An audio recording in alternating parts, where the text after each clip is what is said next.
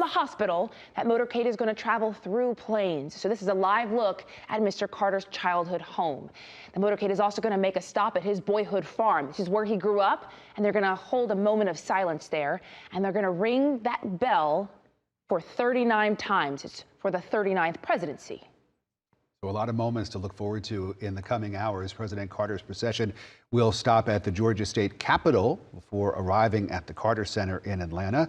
Governor Brian Kemp, our Lieutenant Governor Burt Jones, the Atlanta Mayor Andre Dickens, and other state lawmakers will all be there, and they will hold a moment of silence for President Carter. We spoke with some current lawmakers about the 39th president and former governor.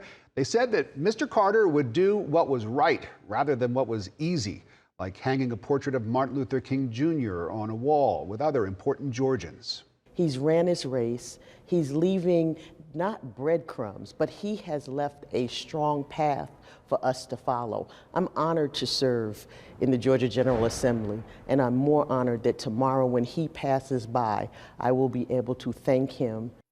That ceremony taking place today. The moment of silence when the procession passes is the only event at the state capitol. There is a mourning shroud draped across President Carter's Capitol portrait, and you can see a wreath of white roses and lilies around the seal of the great state of Georgia. And after pausing at the state capitol, as we said, the procession will then continue on to the Carter Center, where the public will be able to walk by the president's casket and pay their respects. That is where Atlanta News First reporter Adam Murphy is this morning. Adam, a lot of people out there want to pay respects, so what do they need to know? Well, that's right. I think your point is valid, because there are a lot of people that have actually come out here to the Carter Center this morning, specifically within the last half hour, as you can see behind us, and they're leaving flowers and notes. We've even noticed people leave bags of peanuts, which is really great. The staff here at the Carter Center, they have been working tirelessly to prepare for this final farewell of Jimmy Carter here in the Atlanta area. Here's what you need to know if you do want to come down and pay your final respects. You can do so beginning at 6 o'clock this evening, and that will run 24 hours a day until Tuesday at 6 in the morning, when Carter's remains will be moved from here to Washington, D.C. Now, people will only be able to get in through the Carter Center's main entrance and only on foot. There is no parking available here at the site.